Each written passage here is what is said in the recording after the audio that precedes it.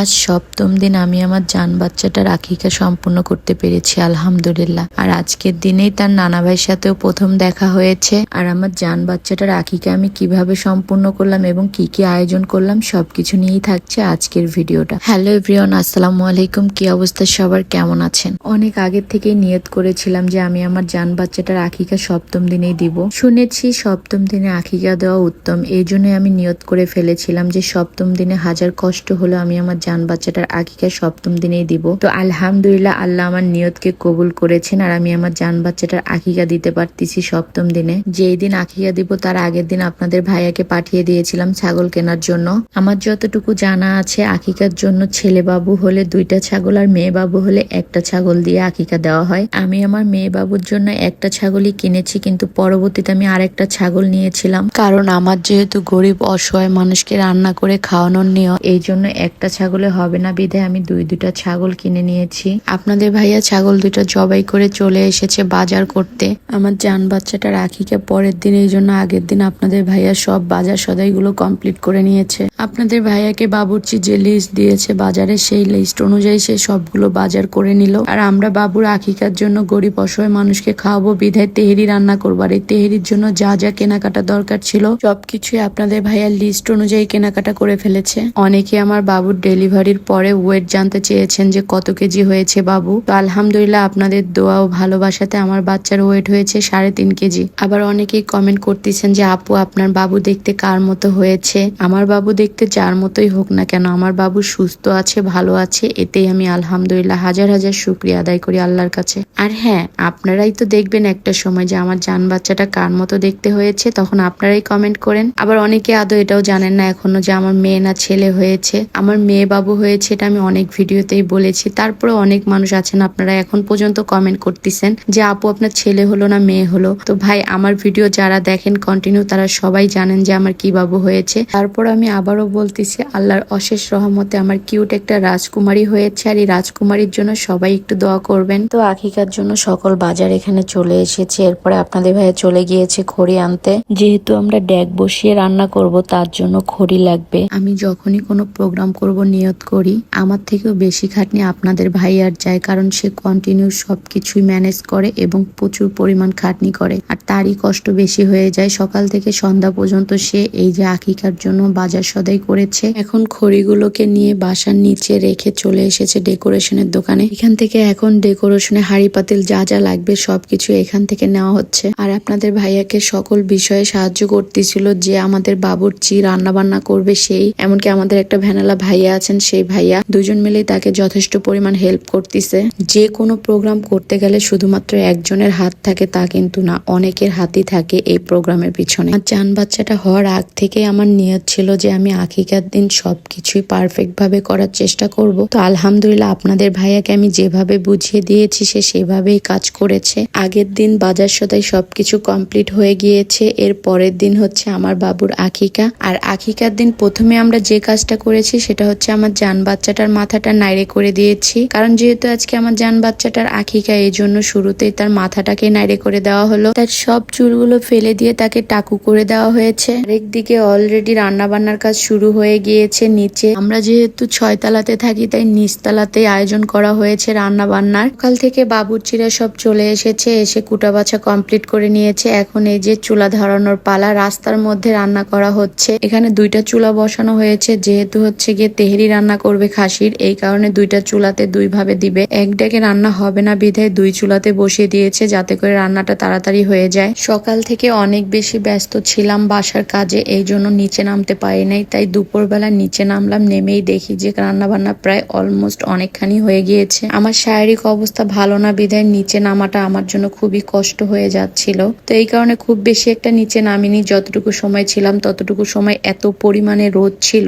একে তো এখানে রান্না বান্না হচ্ছে চুলার মধ্যে, তার উপরে প্রচুর রোদ ছিল, মানে 2টার গরমে মানে এখানে টিকে থাকা যাচ্ছিল না এমন একটা অবস্থা। তারপরও কিন্তু এরা কষ্ট করে রান্না বান্না করতেছিল। আমি তো কিছুক্ষণ সময় থেকে হয়রান হয়ে গিয়েছি। আমি বারবার বলতেছিলাম সবাইকে যে এই গরমের মধ্যে আপনারা এখানে টিকে আছেন কিভাবে। ওদের কথা কিছুই করার নেই, কারণ কাজ করতেই হবে, আর কাজ তো রোদ হোক বৃষ্টি হোক করাই লাগবে। এই জন্য তারা রান্না বান্না করতেছিল। আর আমার রোদের তাপ ও চুলার তাপে প্রচুর পরিমাণে গরম লাগতেছিল বিধায় আমি খুব বেশিক্ষণ সময় থাকিনি। আপনাদের ভাইয়াকে পরে বললাম যে আমি আর থাকতে পারবো না, চলে যাচ্ছি উপরে। আপনাদের ভাইয়া বারবার বলতেছিল এখানে রান্না বান্না সব শেষ হয়ে যাচ্ছে, তুমি একটা বারও নিচে নামলা না। তো তার কথা রাখতেই মূলত আমি নিচে এসেছিলাম। এসে যে এত বিরক্ত হয়ে যাব গরমে এটা কখনোই ভাবিনি, কারণ আজকে প্রচুর পরিমাণে রোদ উঠেছিল বাহিরে, আর এই রোদের কারণে টিকে থাকা যাচ্ছিল না নিচে। তার উপরে এখানে চুলার যে গরমটা এটা তো আরো এক্সট্রা গরম ছিল। আমি এখানে এসে আমার খুব ইচ্ছা করতেছিল যে পাতিলগুলো একটু লাড়ে চাড়ে দেই, আমার মেয়ের আকিকার খাবার বলে কথা। আমার কাছে কেন জানি না অন্যরকম একটা ভালো লাগা কাজ করতেছিল, তার জন্য আমি এটা করতেছিলাম। এই একটা ভিডিও আমি আপলোড করেছি বিধে আপনাদের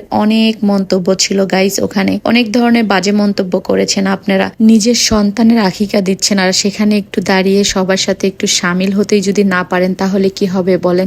আমার ভিতরেও তো ভালো লাগা কাজ করতেছে যে আমি আমার সন্তানের আকিকা দিচ্ছি, আর এই ভালো লাগা থেকেই আমি আমার জান বাচ্চার আকিকার খাবারের এখানে সামিল ছিলাম। এটা মূলত আমার জান বাচ্চার সুস্থতার জন্য হাদিস অনুযায়ী আকিকা দেওয়া লাগে, এই জন্য সবাই কম বেশি বাচ্চাদের আকিকা দেয় সপ্তম দিনে, আর সপ্তম দিনে আকিকা দেওয়াটাই উত্তম। কিন্তু তার মানে এই না যে এই জিনিসটাকে নিয়ে আপনাদের ট্রোল করতে হবে, বা এই যে আমি আপনাদের সাথে এই ভিডিওগুলো শেয়ার করতেছি এটা আমার নিজের ভালো লাগা থেকেই শেয়ার করতেছি, এখানে বাজে মন্তব্য করার তো কিছু নেই। তো যাই হোক গাইস, আপনারা যে যেমন চিন্তা করবেন সেরকমই কমেন্ট করবেন, এটাই স্বাভাবিক। তারপর আমি আপনাদেরকে বলবো যে কখনো যদি কাউকে কিছু বলতে হয় অবশ্যই একটু ভেবে চিন্তে বুঝে বলবেন, যাতে করে আপনি যাকে বলছেন তার মনে যেন বিন্দুমাত্র কষ্ট না লাগে, সেই চিন্তা করে কথাগুলো বলার চেষ্টা করবেন। আজকে আপনি আমাকে বলতেছেন, একদিন আপনাকে বলার জন্য কিন্তু অনেকে পিছনে লেগে থাকবে, এটাকে মাথায় রেখে কাজ করবেন, তাহলে দেখবেন কখনো কাউকে কিছু বলতে সাহস পাবেন না। মানুষের ভালো দেখতে পারলে, ভালো বলতে পারলে সেখানে তখনই কথা বলবেন, আর সেটা যদি না পারেন তাহলে আমি মনে করি কথা না বলাটাই উত্তম। বাবুর্চিরা অলরেডি এক ডেকে তেহেরি রান্না করা কমপ্লিট করে ফেলেছে, এখন আরেক ডেক তেহেরি বসিয়ে দিয়েছে। আজকে বাইরে প্রচুর পরিমাণে রোদ উঠেছে, আর এই রোদের মধ্যে তারা অনেক কষ্ট করে রান্না বান্না করতেছিল। তারাই না, আপনাদের ভাইয়াও অনেক কষ্ট করেছে, সারাটা দিন তাদের সাথে এই রোদের মধ্যে ছিল। যে এখানে রান্না বান্নার আয়োজন চলতেছে, আর বাসার সবাইকে আমি সকাল সকাল চলে আসতে বলছি, তাই সবাই কম বেশি সকালবেলায় চলে এসেছে। আর এদিকে আমার বোন তার ভাগ্নির সাথে সে ভিডিও করা নিয়ে মহা ব্যস্ত। সবাই তো চলে এসেছে, আমরা শুধু ওয়েট করতেছিলাম আব্বুর জন্য কখন আব্বু আসবে, কারণ আব্বু এখন পর্যন্ত আমার জান বাচ্চাটাকে দেখে নাই। যখন আমার ডেলিভারির সময় ছিল তখন আব্বুর ডিউটি হঠাৎ করে গোপালগঞ্জে পড়ে যাওয়াতে আব্বু চলে গিয়েছিল, কিন্তু আব্বু অনেক আফসোস করেছিল। আফসোস করে তো কিছু করার নেই, কারণ সরকারি চাকরি যেহেতু করে সেহেতু কাজ তো করতেই হবে। 7 দিন পরে আব্বু গোপালগঞ্জ থেকে এসেছে, তাও আবার ছুটি নিয়ে এসেছে একদিনের জন্য। সাহেবকে বলেছে যে আমার নাতিনের আজকে আকিকা, তো আকিকার জন্য আমাকে একটা দিনের জন্য ছুটি দেওয়া হোক। তো সে পারমিশন ছুটিতে চলে এসেছে তার নাতিকে শুধুমাত্র এক পলক দেখার জন্য। আর সত্যি কথা বলতে আব্বু অনেক ছটফট করতেছিল তার নাতিকে একটু দেখার জন্য। আব্বু আসার পরে নাতিন দেখলো, নাতিন দেখার পরে আমরা সবাই মিলে নিচে চলে আসলাম। এখানে আমার রান্না বান্না শেষ হয়ে গিয়েছে, এখন সবগুলো পার্সেল করা হচ্ছে। এই পার্সেল গুলো মূলত কিছু গরিব দুঃখী অসহায় মানুষের জন্য করা হচ্ছে। আমার এখানে টোটাল 200+ পার্সেল হবে আজকে। তার মধ্যে এখানে বাসার পাশে আমার একটা এতিমখানা আছে, যেখানে আমি কিছু পার্সেল বিতরণ করব। আমি যদিও খাসি খাই না, তারপরও আমার মনে হচ্ছিল যে রান্নাটা অনেক বেশি ইয়ামি হয়েছে। পরবর্তীতে রাতে সবাই খেয়ে বলেছিল যে রান্নাটা সত্যি অনেক মজা হয়েছে, কারণ বাবুর্চি অনেক সুন্দরভাবে যত্ন করে ভালোভাবে রান্না করেছে এবং রান্নাটা খুবই ইয়ামি ছিল। বাট আমি খাসি খাই না বিধে আমার এটা খাওয়া হয়নি। আপনাদের ভাইয়া একটু টেস্ট করেছিল, অনেকেই বলেছেন আপনারা যে আপু আকিকার গোছ কি বাবা মা খাওয়া যায় কিনা। আসলে আমার এটা খুব ভালোভাবে জানা নেই, তবে যতটুকু আমি শুনেছি যে আকিকার গোছ বাবা মা খাওয়া যায়। আমার হাজবেন্ডও সবসময় বলে যে আকিকার গোছ বাবা মা আগে খেতে পারবে, এটা নিয়ে কোনো ধরনের বাধা বিপত্তি নাই। তো যদি আপনারা কেউ জেনে থাকেন সঠিক অ্যান্সারটা অবশ্যই আমাকে কমেন্ট করে জানাবেন যে আকিকার গোছ কি বাবা মা খাওয়া যায় কিনা। আর আমি যেহেতু খাই না খাসির গোছ, এই জন্য আমার তো টোটালি খাওয়া হয়নি, আপনাদের ভাইয়া হালকা একটু খেয়েছিল। তো এখন এই তো পার্সেল গুলো কিন্তু টোটাল আমাদের এখানে করা কমপ্লিট। এখন সব পার্সেল গুলো সসম্যান করে নেওয়া হচ্ছে, কারণ সব জায়গায় এখন বিতরণ করতে চলে যাবে এরা, এই জন্য সসম্যানে সুন্দরভাবে পার্সেল গুলোকে তুলে নিচ্ছিল।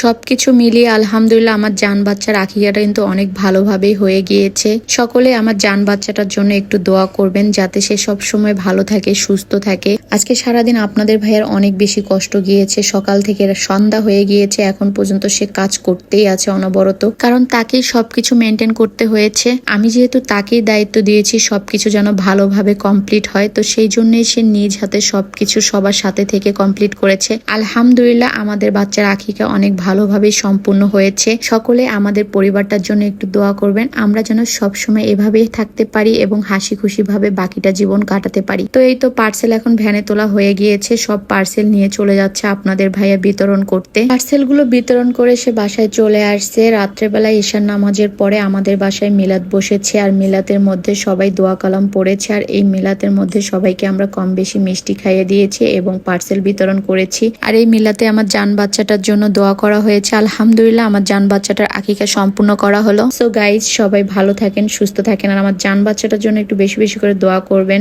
আজকের মতো এখানেই বিদায় নিচ্ছি। আল্লাহ হাফেজ, আসসালামু আলাইকুম।